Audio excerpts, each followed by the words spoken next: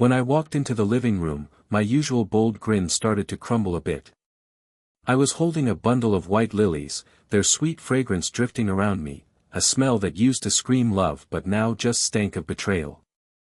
My eyes landed on the wall where our old wedding picture used to be, now just a stark, chilly void staring back at me. My heart skipped a beat, like it hit the brakes hard. Rachel, lounging all calm on the couch, glanced up at me, her eyes sharp enough to cut glass. "Notice something gone, Rachel?" I asked, keeping my voice steady, though it felt like a blade ready to slice. She stood there, frozen, her face going pale as a ghost, unable to spit out an answer to the question she knew was coming. Alright, folks, before we get deep into this tale, drop a comment below and tell me where you're tuning in from. If you're into stories like this, hit that subscribe button and smack the notification bell so you don't miss a thing. Let's dive in. I sat quietly in the living room, a place that used to echo with our laughter and late-night chats. In my hands was this beat-up old book Rachel gave me for my birthday. But today, those pages couldn't pull me away from the mess of reality. The air felt thick, heavy with this uneasy vibe, only cut through by the faint whiff of those white lilies. Those flowers used to mean pure love to me, but now they just brought up feelings of lies and double-crossing. The soft glow of the late afternoon sun slipped through the curtains, lighting up little mementos of our life together. Up on the wall, there was this wooden clock we got for our anniversary, ticking away slowly. Every chime seemed to widen the gap between me and Rachel, even though we were right there in the same house. I glanced at the clock for a second before looking away. Time, for me, had turned into nothing but a long string of dragged-out lies. Over in the corner, where our big wedding photo used to hang, there was now just this empty, lonely space. I'd taken it down that morning, not 'cause I forgot about it, but because looking at it hurt too damn much. The picture of Rachel in her white dress, smiling like she owned the world, now just tore my heart up. That empty spot wasn't just on the wall, it had crept into every corner of our broken marriage. I set the book down, my eyes drifting off somewhere else. I tried to keep up a cool front, but my fingers gripping the edge of the table gave away the deep pain eating at me. Rachel, the woman who used to be my whole world, now seemed like she was hiding behind a perfect mask, covering up lies with her flawless act. I was starting to notice the cracks I'd ignored for too long. The room was buzzing with this heavy tension, like a big storm was about to roll in. I looked out the window, where the fading daylight seemed to match the cooling-off feeling in my chest. I steeled myself, knowing I had to find answers, no matter how brutal the truth might be. The front door gave a little shake as Rachel turned the key in the lock, a tiny noise, but it rang through the quiet house, stirring up the thick atmosphere like a pebble hitting a calm pond. I kept my eyes glued to the clock on the wall, its hands moving steady, not giving a damn about the trouble brewing around us. From the hallway, Rachel's voice floated in, sweet but off somehow. "Hey, honey, I'm back." The sharp click of her heels on the hardwood floor echoed through the room, each step hitting me like a hammer in my head. I used to love that sound, every click meant she was home, and we'd have that happy moment of being together again after a long day. But now, every step felt heavy, like it was counting down to a fight we couldn't avoid. I turned my head, giving her a calm look, steady as a still lake, even though inside, my feelings were churning like a wild ocean. Rachel strolled into the living room with a smile plastered on her face, but her eyes darted away from the bare spot on the wall where our wedding picture used to be. She stopped for a second, fiddled with her hair, and set the bouquet of white lilies on the table, her smile getting a little brighter. "I spotted these lilies and figured they were just gorgeous, so I grabbed them for you." "You're into lilies, right?" Rachel said, her voice trying hard to sound casual, like she was just making small talk. My eyes drifted to the bouquet on the table, those crisp white petals and bright gold centers looking all pure and innocent. But to me, they weren't about love anymore. Those flowers felt like a curtain hiding the ugly truth, pretty on the outside, but rotting away underneath. I gave a small nod, keeping my mouth shut, and zeroed in on Rachel's hands. She'd been holding the lilies earlier, and her fingers were shaking just enough to show the nerve she was trying to bury. The tension in the room got heavier, like a storm cloud full of words we weren't saying. Rachel's gaze wandered around, landing on the key bowl on the shelf where I'd purposely left 2 movie tickets that weren't for her. For a split second, I caught a spark of understanding in her eyes. She was starting to pick up that something was off. But instead of letting her worry show, she flashed that familiar light smile, the one I knew she used to dodge suspicion like a pro. "So, what's on your mind this time?" she asked, tossing the question out lightly. But I was ready for her. I stayed quiet, sitting there on the couch, my eyes tracking every move she made. My face didn't give anything away, like she was just another person in the room, not someone who mattered. Deep down, though, the hurt was slicing through me, sharp as a butcher's knife. I'd gotten good at hiding it, though, locking it behind a wall nobody could break through. My hand flipped a page in the book I was holding, but the words might as well have been gibberish for all I was reading. Rachel set the lilies down on the table and tried to act all relaxed, but her fidgety eyes were telling a different story. She wandered over to the bookshelf, dragging a finger along the dusty edge before pausing. The spot where our wedding photo used to sit was empty now. Her forehead creased for a moment, but she pulled herself together fast, spinning around to face me with a smile that looked forced. "Hey, where's our wedding picture?" she asked, her voice soft but with a nervous edge creeping in. I glanced up, my stare icy. "Figured it didn't belong there anymore," I said, keeping my voice low and measured, letting the words push the gap between us even wider. Rachel's lips pressed tight, a quick flash of worry passing through her eyes. She turned away, pretending to look for something, but it was a weak attempt to cover up how she was feeling. Her feet carried her to the shelf with the key bowl, and when she saw what was in it, she stopped dead. There were 2 movie tickets, neatly tucked inside, for a romantic flick from last night, one she didn't even know about. "Movie tickets?" Rachel asked, trying to keep her voice even, but the strain was obvious in every syllable. She snatched one up and stared at it, like she was hoping it'd magically explain itself. "You went to a movie last night?" My lips twitched into a half-smile, but my eyes stayed cold. "Yeah, thought I could use a break," I said, not breaking my stare. "Sometimes, going solo clears your head, makes things a whole lot sharper." "Oh," she said, setting the ticket back down, her hands clenching up at her sides. She was trying to play it cool, but I could see the panic creeping in, her hand nervously sweeping through her hair, her eyes dodging mine, her breaths getting a little shaky. The room felt like it was closing in, the air thick and heavy. The steady tick of the wall clock, so regular and calm, now sounded like a warning bell. Rachel turned back to me, trying to steer the conversation somewhere safer. "You didn't mention it," she said, her voice fading out. "There's a lot I haven't mentioned, Rachel," I shot back, my voice quiet but loaded with meaning.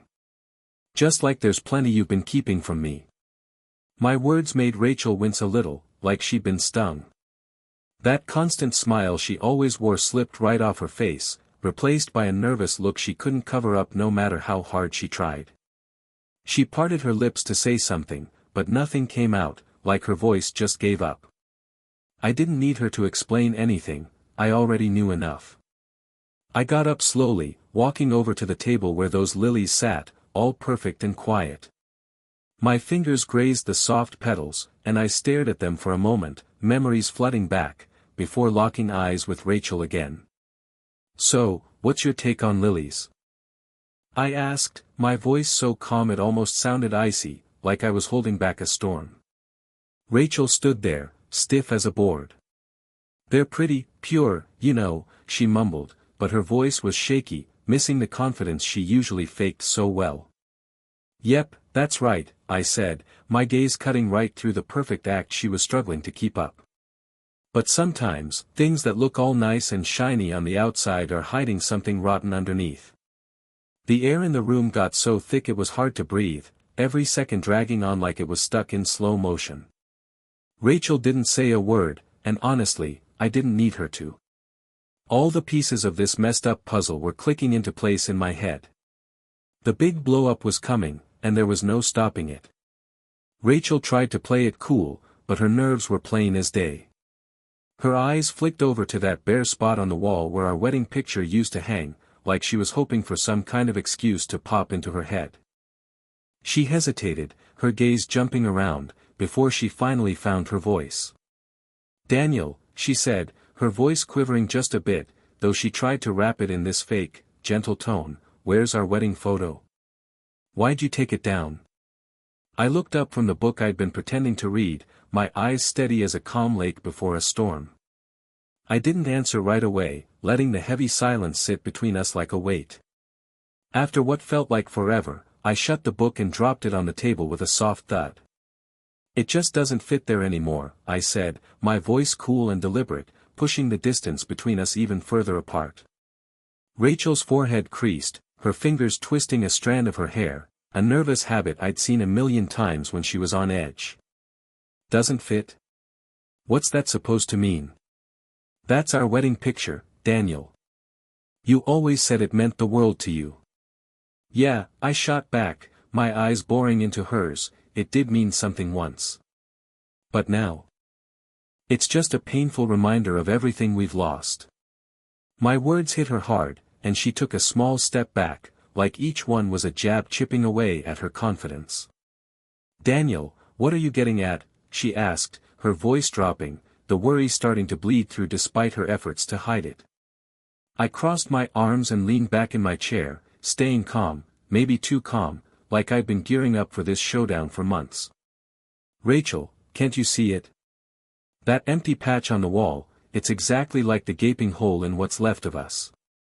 Rachel's mouth opened, trying to come up with something to say, but no words came out. Her hands clutched the edge of her shirt, fingers shaking, giving away the panic she was fighting to keep under wraps. "I don't get why you're talking like this," she said, trying to sound steady. "We've been through so much together, haven't we? You can't just yank down our photo without even telling me." I leaned forward, my eyes sharp as knives, but my voice stayed soft, almost chilling. "You think I shouldn't have taken it down? Well, what about all the stuff you've been keeping from me, Rachel? Don't I deserve to know what's going on? Or is that all too out of place to talk about?" My words slammed into her like a wrecking ball. Rachel's face crumpled, her eyes swirling with confusion and fear. "Daniel, what are you even talking about?" she asked, but her voice was weak, like she was losing her grip. "What I'm saying," I replied, each word slow and heavy, "is that when something stops being true, keeping it around is just a lie you're telling yourself." Rachel stood there, rooted to the spot, like she was afraid to move, as if every word I said was building a wall between us she couldn't climb. She bit her lip, her eyes darting between guilt and dread. "Daniel, I'm sorry if I did something to make you feel like this," she said, trying to nudge the conversation somewhere else, anywhere but here, that I wasn't about to let Rachel slip away from this. "You know damn well what's got me feeling like this, Rachel," I said, my stare locked on her, not giving an inch. "Don't go saying sorry for stuff you're not even ready to own up to." The tension between us was stretched tight, like a rope about to snap, so thick you could feel it in the air. We both knew it was there, but this time, I had the upper hand, and I could sense the truth was about to come spilling out. My gaze turned harder as the quiet in the room grew heavy, almost choking. Rachel stood across from me, her body stiff, still trying to hold on to that polished act she'd perfected over the years. But the cracks were showing, her fingers shook a bit as they gripped the table's edge, and her smile slipped every time our eyes locked. Finally, I cut through the silence, my voice low and careful. "Rachel," I started, easing back in my chair, "how long you think you can keep up this charade?" Her breath caught, and for a second, she looked genuinely thrown, or maybe she was just buying time. "Charade? What are you getting at, Daniel?" I tilted my head, my face blank but my eyes cutting right through her. "Don't act clueless. You're smarter than that, or at least, you used to be." Rachel's eyes blinked fast, her perfect front starting to crumble even more. "Daniel, if this is about the picture." "This ain't about the damn picture," I snapped, cutting her off. My voice wasn't loud, but it hit hard enough to make her flinch. It's about everything else, the late nights, the lies, that perfume. I let that last word hang, watching her face go white as a sheet. Her hands fell to her sides, and she took a wobbly step toward me. Daniel, what are you trying to say? I got up, closing the gap between us, my voice steady but simmering with a quiet rage. I'm saying I know about the dinners, the texts, him. Rachel's face lost all its color, her mouth opening like she wanted to say something, but no words came out. That carefully built mask she always wore was falling apart right in front of me. How long have you known? She finally whispered, her voice shaking like a leaf. A bitter smirk tugged at my lips. Long enough, Rachel. Long enough. Her shock flipped to panic, her words tumbling out fast. It's not what you're thinking. It didn't mean a thing, I swear. I let out a dry, hollow chuckle. Didn't mean a thing. That's your excuse. My voice dropped, quieter but still burning with intensity. You tore apart everything we built, and you're standing there telling me it was nothing? Rachel's eyes filled with tears, her breaths coming out uneven. Daniel, please, I screwed up, but we can still make this right. It's not too late. I stepped back, shaking my head. You don't just fix something like this, Rachel. You can't slap some weak apologies and empty promises on it and call it good. My voice softened, but my eyes stayed firm.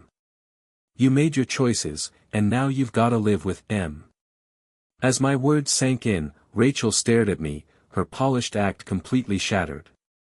For the first time, she saw there was no way to dodge the truth. I'd seen through every bit of her carefully spun lies, and I was done playing along with her game. I moved with a steady calm, reaching for this plain little wooden box sitting on the side table. The room felt like it dropped a few degrees as I set it down on the coffee table between us. That box, with its worn edges and simple look, stood out like a quiet warning against the storm of feelings it held inside. Know what this is, Rachel? I asked, my voice even, though my eyes were burning with pain I hadn't let out yet. Rachel stared at the box like it was something alive, ready to pounce. Her hands clenched tight at her sides. Daniel, I don't. Don't lie to me, I cut in, my tone sharp but under control. You've done more than enough of that already. With that, I flipped open the box. The soft squeak of the hinges sounded like a thunderclap in the heavy, quiet room. Inside, the first thing I saw was a stack of bank statements. I pulled them out, fanning them across the table like a deck of cards. My hands shook just a bit, not because I was nervous, but because of the heavy truth I was about to lay bare. These, I said, tapping the papers with a finger, spell out every fancy dinner, every gift, all the charges that don't match up with our life together. Swanky restaurants I've never stepped foot in, jewelry I never laid eyes on. You really thought I wouldn't catch on, Rachel? Rachel's lips parted, but no words came out, like her voice got stuck. Her eyes raced over the papers, darting back and forth like she was searching for a mistake, some way to wiggle out of this. I didn't let up. I reached back into the box and grabbed a pile of printed phone records. The list of calls was long, with one number showing up over and over, marked in bright yellow. And this, I went on, setting the records next to the bank statements, shows every single time you called him.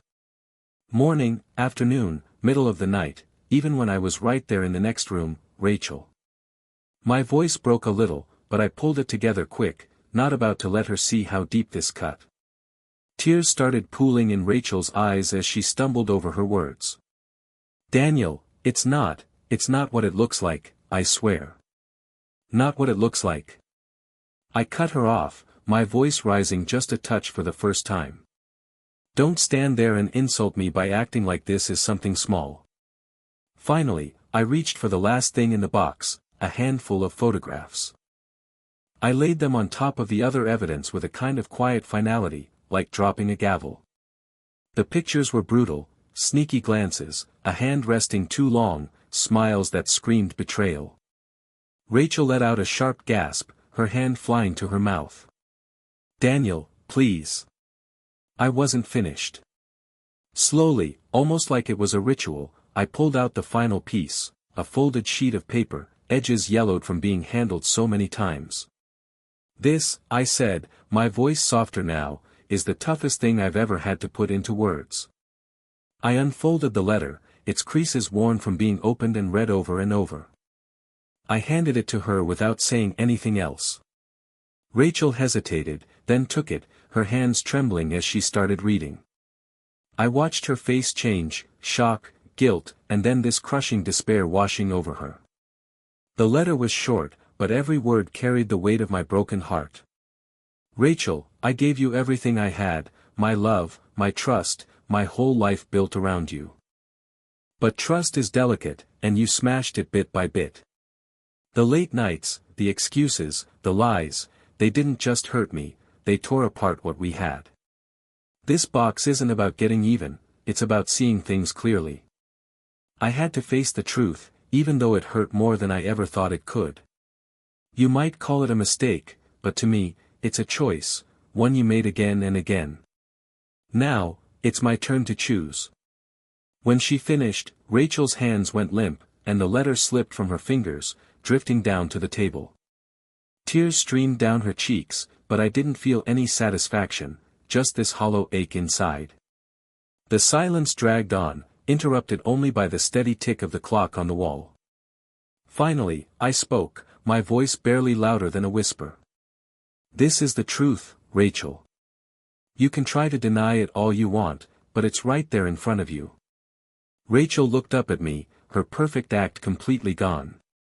For the first time, she had nothing to say, no excuses, no way to hide. Rachel broke the silence at last, her voice shaky as she tried to scrape together some kind of defense. Daniel, I didn't mean for any of this to happen. It was a screw-up. I wasn't thinking straight. I stared at Rachel, my face a mix of shock and a simmering anger I was keeping in check. Shaking my head slowly, I leaned forward, my voice solid but controlled. A mistake, Rachel? That's what you're gonna call this? Come on, a mistake is leaving the door unlocked or spilling coffee on the rug. What you did, my tone sharpened, wasn't any kind of accident.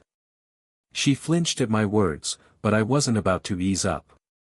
You got any idea how many nights I tried to convince myself I was just seeing things, that I was losing it? My eyes blazed as I pressed on. You remember all those times you strolled in late, reeking of some perfume that sure as hell wasn't yours? How you'd brush it off with a laugh, saying it was just a hug from someone at work. Or how your stories about those work dinners never quite added up. Rachel's face grew darker, but I kept going, my voice cracking just a bit. I wanted to trust you, Rachel. God, I wanted to believe in you so bad I ignored every warning sign flashing right in front of me. But deep down, I knew the truth, I just couldn't bring myself to face it. Rachel took a wobbly step toward me, tears pouring down her cheeks. Daniel, I know I hurt you, and I swear I didn't mean to. You didn't mean to. I cut her off, my voice rising a little now. Every dinner, every call, every damn lie, you didn't mean to. Don't stand there and disrespect me by acting like this was some kind of oops. Her sobs got louder, but my determination didn't waver. I stepped back, putting more space between us, my stance stiff and unyielding. You know what it's like to sit up alone at night, wondering where the hell you were. To second-guess every word you said because I could feel the truth slipping away a little more each day. My voice dropped, quieter now, but every word hit like a sledgehammer. Rachel sank into the chair behind her, her face buried in her hands. I'm sorry, she whispered through her tears. I messed up, Daniel. I messed up so bad. Can't we try to make this right? I looked at her, the warmth I used to feel for her long gone from my expression. Make it right? I echoed, almost talking to myself. Then, shaking my head, I said, no, Rachel. You can't patch up something you've already torn to pieces. You can't take back the choices you made. The room fell into a thick silence, my words heavy enough to choke out any reply she might have tried. The damage was done, and for me, there was no going back. I let out a slow breath, my voice calm but firm as I broke the quiet. Rachel, I've made up my mind. This wasn't a snap decision, and it's not something I'm gonna change. I'm done. I'm leaving. Her head jerked up, tears streaking her face, her eyes wide with disbelief. Daniel, no, you can't mean that. We can talk this out, figure out a way to fix it. Please. I shook my head, my resolve as solid as ever. I've already started getting things ready, I said evenly, stepping back from the emotional mess that had filled the room just moments before. My bags are packed. The divorce papers are done. Hell, I filed them this morning. Rachel gasped, her hands flying to her chest like my words had physically knocked the wind out of her. No, Daniel, please don't do this. We can make it work. I'll do whatever it takes, I'll change, I promise. You had plenty of chances to change, I cut in, my voice steady and unyielding. Every lie you told, every time you looked me in the eye and chose to deceive me, you made this inevitable. I paused for a second, my gaze softening just a touch as I watched her fall apart in front of me. This isn't about getting back at you or being angry anymore. It's about being free. I'm not gonna keep living in a house built on lies. I deserve better, and truth be told, so do you. The weight of what I'd said seemed to press down on her as she slumped deeper into the chair, her tears falling without a sound. I stood taller, my voice steady and final. That prenup we signed, I started, was something I never thought we'd have to lean on. I put my name on it, 'cause I believed you'd never give me a reason to dig it out. But look where we're at now. A bittersweet smirk tugged at my lips. Kinda funny, ain't it? Something we treated like a formality is now the lifeline keeping me steady. As I spoke, a strange calm settled over me, like a weight had finally lifted. I'd made my choice, and there was nothing left dragging me down. I took one last look around the room, my eyes lingering on that bare spot on the wall where our wedding picture used to hang, a silent reminder of what was gone. It's all wrapped up, Rachel, I said softly. The movers are coming tomorrow for the rest of my stuff, and when this is over, we'll both get a fresh start. With those words, I turned to walk out. For the first time in months, I felt light, like the heavy cloud of lies had finally cleared from my shoulders. Sure, leaving hurt, but there was also this sense of relief, a new chapter waiting just outside that door. As I stepped out and shut it behind me, the click wasn't a full stop, it was a quiet, determined step toward a life that's honest and free. When that door clicked shut, the silence in the room hit like a freight train. Rachel stayed frozen in her chair, her tear-streaked face stuck in a look of disbelief. Slowly, her eyes drifted to the table in front of her, bank statements, phone records, photos, and that letter, all sitting there like cruel proof of a truth she couldn't dodge anymore. Her hands shook as she reached for one of the photographs, her fingers brushing the glossy surface like she could somehow wipe away the evidence. The weight of it all felt crushing, like it was pressing down on her chest. The reality slammed into her in waves, each one hitting harder than the last. Her breathing turned shallow, then jagged, until a gut-wrenching sob broke free, echoing through the empty room. Rachel dropped to her knees, clutching the photo tight against her heart. Her shoulders shook with every sob as she curled into herself, surrounded by the hard proof of her betrayal. Those white lilies sat untouched on the table, now just a bitter, mocking reminder of everything she tried to cover up. Daniel, she whispered, her voice rough and cracking under the strain. Please, don't leave me. I'm begging you. She crawled toward the table, her hands fumbling for the letter I'd left behind. Pulling it close, she read it again through eyes blurred with tears. Every word cut deeper, sinking in just how much pain she'd caused me. Her voice grew desperate, rising as she called out again. Daniel, you promised, for better or worse. That was our vow. You said forever. Her words got swallowed by the sobs that took over, but all she got back was silence. My absence hung over her like a heavy shadow, a gap no amount of pleading could fill. The room, once warm with our shared memories, felt cold and lifeless now. Rachel gripped the letter in one hand, a photo in the other, her whole body trembling as she sat on the floor, surrounded by the truth she'd dodged for so long. Outside, the faint rumble of my car pulling away was the only answer to her cries. She glanced up at the empty wall where our wedding picture used to be, tears streaming down her face unchecked. She whispered my name one last time, but her voice was hollow, lost in the void of the moment. All that was left in the room was a crushing silence and the heavy burden of the choices she'd made. I stood in the doorway, my suitcase sitting beside me, its familiar weight keeping me grounded. I turned back one last time, letting my eyes roam over the house that used to be our safe haven. The walls, now dim in the fading afternoon light, seemed to hold the faint echoes of a life that was gone, laughter, quiet promises, all of it faded into a haunting stillness that I paused for a moment, letting myself take one final look at the living room. The table was still a mess, covered with all the proof of Rachel's betrayal, and her quiet, muffled sobs drifted in from the other room. But those sounds didn't cut into me anymore, they were just there, like the groan of an old floorboard or the faint buzz of cars in the distance. I didn't feel mad or smug, just this odd, steady determination settling in. I stepped outside and eased the door shut behind me. The soft click of the lock felt like a period at the end of a sentence, final and done. Everything outside was calm, almost still. The air was cool and sharp, carrying the light scent of fresh-cut grass.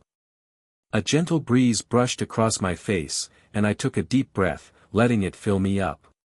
For the first time in what seemed like forever, I could breathe easy, like a weight had been lifted. The sky above me stretched out wide, splashed with soft pinks and golds, like the universe was handing me a blank page to start over. My suitcase's wheels glided smoothly over the driveway as I headed to my car, the steady sound mixing with the rustle of leaves dancing in the wind. I popped the trunk and set the suitcase inside, my movements slow but sure. Sliding into the driver's seat, I glanced in the rearview mirror one last time.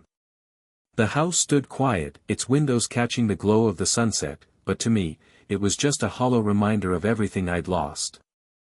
Without a second thought, I turned the key, and the engine hummed to life, steady and comforting. The road lay ahead, stretching out long and open, like a promise of freedom and new starts. As the car rolled forward, I felt the heavy burden of the past slip away, leaving me lighter than I'd been in years. Cruising down the open road, I let my mind wander, free from the load I'd been carrying for so long. The breeze whipping through the cracked window felt crisp and alive, brushing my face like a quiet nudge that I was finally free. For the first time in ages, my chest didn't feel tight, and my head wasn't foggy with doubts or suspicions. This wasn't about getting even, I didn't care about holding grudges or settling scores. This was about taking back who I am, my self-respect, my peace, and all the pieces of me that got worn down by lies. I realized leaving wasn't giving up, it was strength. Walking away from a life built on deception was the only way to honor the man I am and the future I deserve. Looking out the window, I spotted wildflowers growing along the side of the road.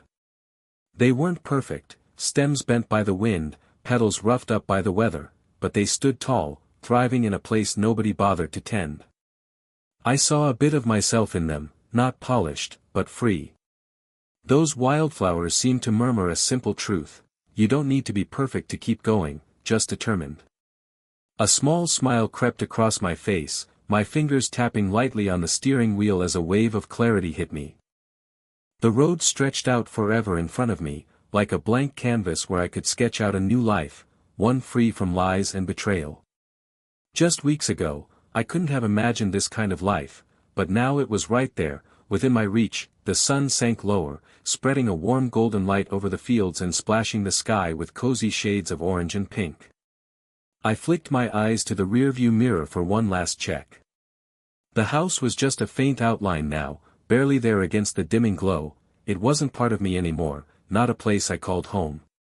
Turning my focus to the road stretching out ahead, a deep sense of closure settled in my bones. All the lies, the heartache, those long nights wrestling with doubt, they were history now, sealed shut like a book I'd finally finished. I tightened my grip on the steering wheel, not from stress but from a quiet resolve pushing me forward. The car purred along steadily, carrying me into whatever was waiting out there. For the first time, the unknown didn't make my stomach churn, it lit a spark of excitement.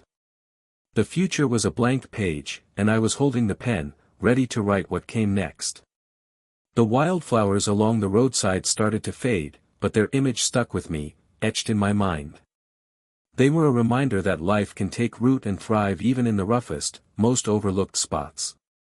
As the sun's final rays lit my path, I felt ready to tackle whatever was coming. There was no glancing back now, just the open road, a soft whisper of freedom, and the chance to live life on my own terms.